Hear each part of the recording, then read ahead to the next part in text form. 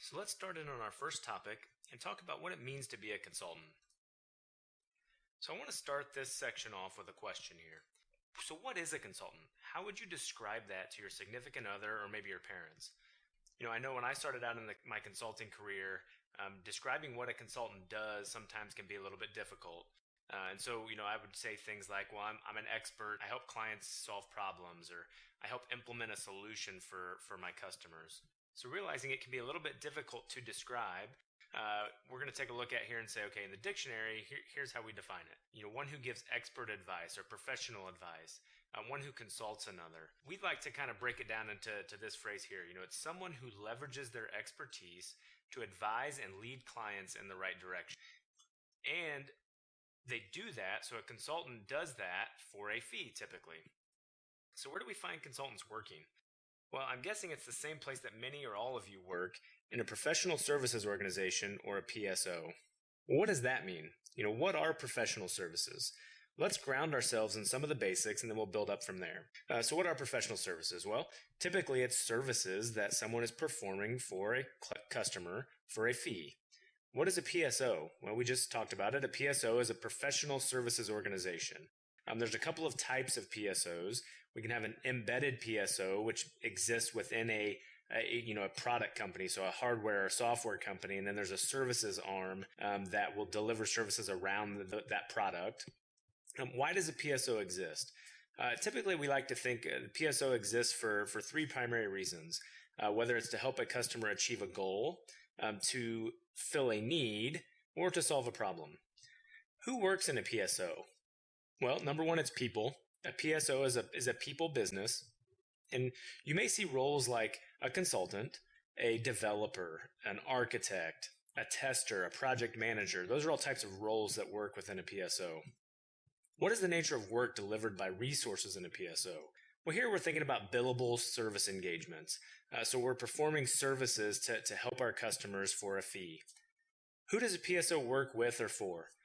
Well, a PSO typically works with customers that are external to the organization. So as an easy example, I work for RTM Consulting, and my customer, all of you all have purchased this training, and so you're attending this training as a customer of RTM Consulting. How is new work generated? Generally, new work is created through a sale. That can be a net new customer sale, or it could be selling into an existing customer that we're working with through an extension or an addendum.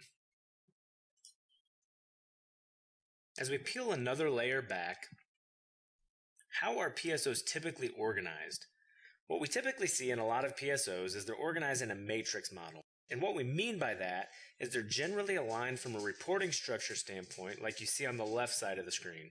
I'm guessing many of you are organized into a practice or departments, and your practice or department has a lead, and then that lead has directors or managers, or maybe both, that report to him or her. And then these folks have a team of professional services resources that report to them, project managers, architects, testers, those roles we talked about earlier. And as you get assigned to projects, you see the formation of a second reporting structure, which is on the right side of the slide. Typically, there's a project director or delivery manager that oversees the delivery of a portfolio of projects. And then each project is led by a project manager who's responsible for successfully completing that project and also responsible for the team of consultants that are assigned to it. So the end result as a consultant is sometimes you have what feels like two bosses, what we call your functional manager and your project manager. So what's the difference between the two? Let's start with the functional manager. A functional manager is going to manage your career growth or manage the consultant's career growth. They're going to be concerned about long-term utilization, so not necessarily for specific projects, but they're going to be looking at utilization kind of across the board and thinking long-term. They're going to drive your performance management process, so they're going to be the ones that are actually conducting your performance reviews on whatever cadence it is that your company has established. A functional manager does not generally manage your day in and day out activities. They're going to be aware of what's going on, but they're not going to be directing what you're doing each and every day. And your functional manager is the final decision maker for long-term career decisions. Whereas your project manager, the responsibilities they're there to manage the project deliverables, making sure that we're getting the project done and delivering what we've said we're going to do for that client. Project managers are also concerned about just the project utilization, kind of that specific subset of making sure we're utilizing our resources on the project that they're assigned to. The project manager also provides input into performance reviews as it relates to the project performance and what you're actually working on with them. The project manager is going to be the one that manages your day in and day out activities. So they've got a list of tasks or a project plan that they're working from, and they're going to be saying, hey, we need you to knock out, these 5 tasks today. And we need you to look at these 5 tasks tomorrow. And so they're going to be managing those tasks specifically day in and day out. And then finally, the project manager is the final decision maker for project-related decisions. So in an ideal world, your functional manager and project manager understand their roles and how they need to collaborate together. And if you're not sure who's responsible for what in your organization, we'd recommend you ask the question and see, what your functional managers and project managers are responsible for. So what is it that a consultant really does?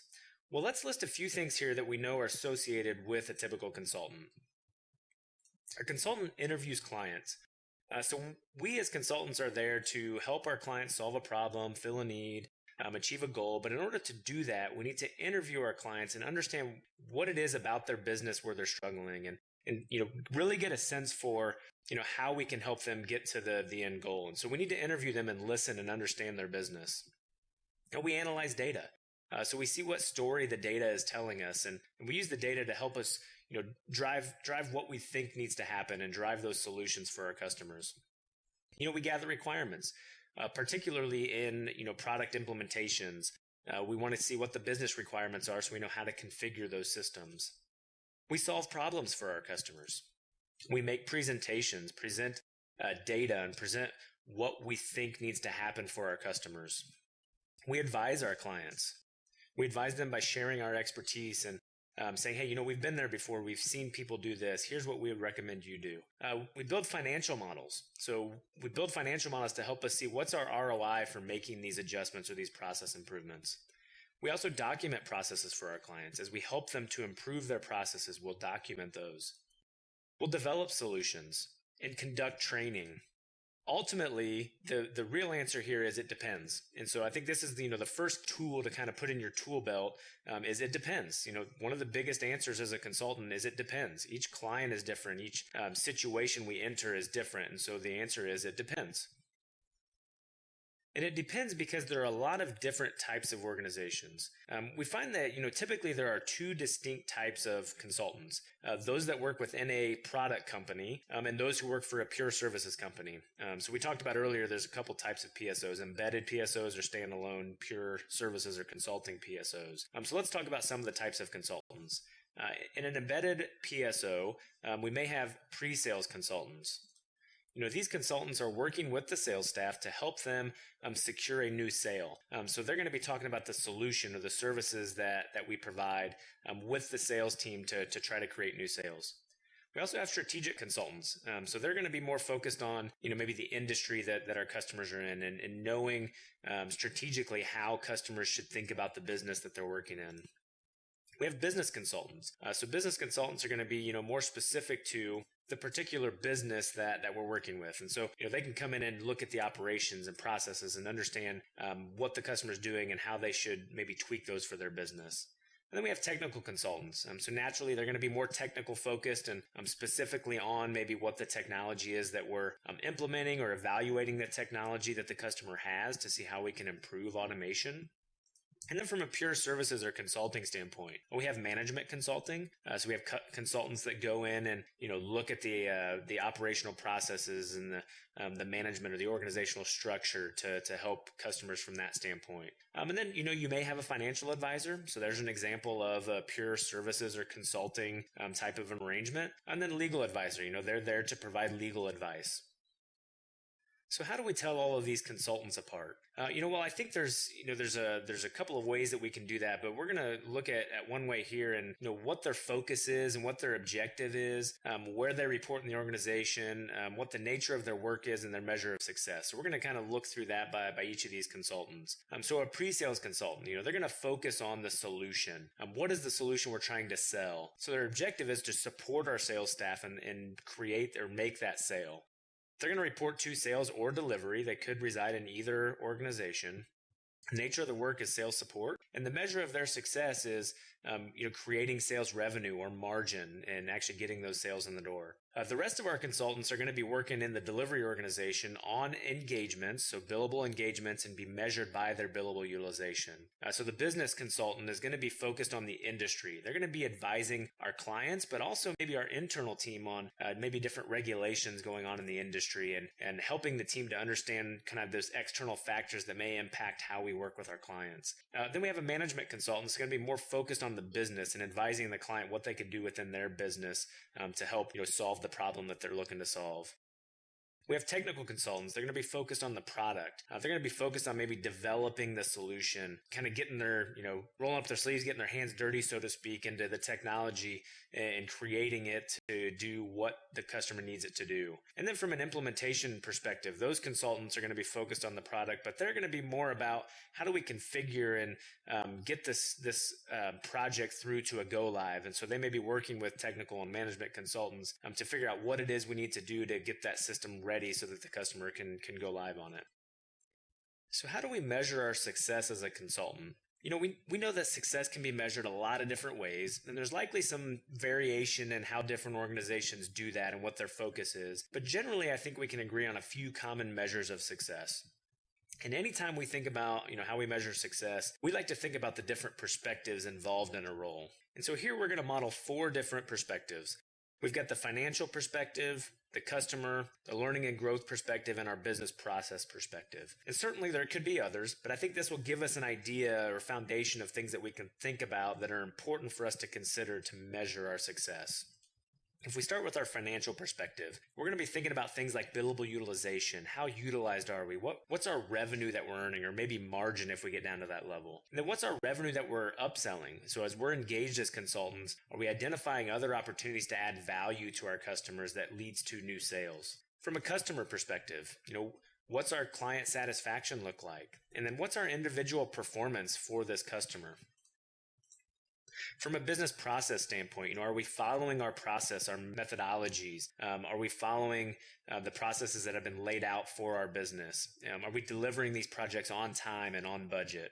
And then from a learning and growth perspective, how are we developing our skills? Are we attending training or looking for certifications? What's the engagement like of us as an employee? Are we engaged in trying to learn and develop new skills so that we can impact the business even more? And so those measures of success are great. We can set the goals, know what we're working toward, kind of add up our score at the end of the month or the quarter, or whatever your review cycle is. But what about the attributes that make a consultant successful? If we were to sit down and think through all the different attributes or characteristics of a successful consultant, we would likely come up with a pretty long list. But for the purpose of this class, we're going to try to think about just 8 attributes and step through those here. The first one is, flexible. To be a consultant, we've got to be flexible. There's that phrase that the only constant is change. And so, if there's going to be things that happen, maybe on a daily basis where we come in expecting the day to go a certain way and it's going to take a turn. And so we've got to be flexible and be able to deal with those situations. And we need to be dependable. We've got to live up to our commitments. If we say we're going to get something done and we say when we're going to get it done, let's make sure that happens. And if it doesn't happen or it's not going to happen, let's make sure we communicate effectively with our customers to let them know, what the new expectation should be. Let's not hide behind that. Let's make sure we over communicate and just, live up to what we said we're going to do and being kind of open and honest about that. Let's be thoughtful. Make sure to think things through. Just because you have a point of view doesn't mean that we have the correct answer. We talked about earlier, it depends. So because we've seen this before and the answer for one customer was A, that doesn't mean for this next customer that's the same answer. So we've got to be thoughtful about the customer's organization and what we're trying to do for them and really think through that before we deliver on solutions or provide recommendations. And then be inquisitive. As consultants, we are there to learn as well, learn about our customers. And so, ask good questions, dig deeper and try to understand what it is that's going on in their business so that we can really develop the best solutions for them. Take ownership. Don't leave things on the table. If there's something that needs to get done, let's make sure it happens. Maybe we aren't the ones that are ultimately responsible for delivering or getting that work done, but let's find out who is, and let's make sure to do a formal handoff to that person and communicate to the client on, hey, I'm handing this off to Jimmy, and Jimmy's going to reach out to you by the end of the day tomorrow. And then let's make sure that happens. Let's be knowledgeable. Make sure we have a point of view, and not just an opinion, but make sure that we've gathered some facts, maybe read some industry articles, or talked to some colleagues or mentors, and let's try to root those opinions we have in fact. So let's go find data and look at research and create a fact-based point of view. And then be proactive. Let's not wait for someone to ask us to do something. Let's identify where there's a need and try to get something done. And we say, sometimes it is better to ask forgiveness and not for permission. So if we see an opportunity, let's, grab the bull by the horn, so to speak, and go after that and try to get things done proactively for our customers. Let's be enthusiastic. Let's make sure we're positive and encouraging. Optimistic in our interactions with our customers. Let's not be a naysayer. Being enthusiastic and optimistic, it's contagious. And so let's try to be that positive influence on our projects and with our customers. And so in addition to those attributes that we just talked about, I think each consultant needs to have a set of foundational skills. And we kind of call these the table stakes. These are the non-negotiables that every consultant must have. So the first one we're going to talk about is respect. Realize that our team members and also the client team, they depend on our work. So let's make sure we respect their time and effort. And so respect their time with regards to, how we set up meetings, when we're getting our work done, if they're depending on our work. Make sure we're showing up on time. We're not wasting their time by being late to meetings or to work. Let's make sure we're available to our teammates and colleagues that need our input. And then make sure we're notifying or communicating with our internal and also customer teams if we are going to be late, or maybe if we're going to be unavailable. So if we're going to be out of the office, let's make sure we've communicated that so people know either they can't reach us or how they could reach us if we're going to be out of the office. Next thing is being professional. So we want to make sure that we're professional in every interaction that we have, whether it's internal to our organization or external with our customers. Make sure we dress appropriately, show up on time, be professional about what we do and how we carry ourselves. Relationships are a big key in the consulting world. And so, as you build good relationships with your internal colleagues and also customers, there's a fine line there between, kind of being friendly and open with our customers, but also being professional. And so we want to make sure that we're, consciously thinking about that line and being professional in every interaction that we have. And the last thing here is, have some empathy and be ethical. So we want to make sure that, we're empathetic to our clients and potentially things that are going on in their business, or maybe things they share about that are going on with them. And then uphold the morals and the values of your company and the client, and yourself, I would say too. Make sure that we're following those values that we believe in as a company.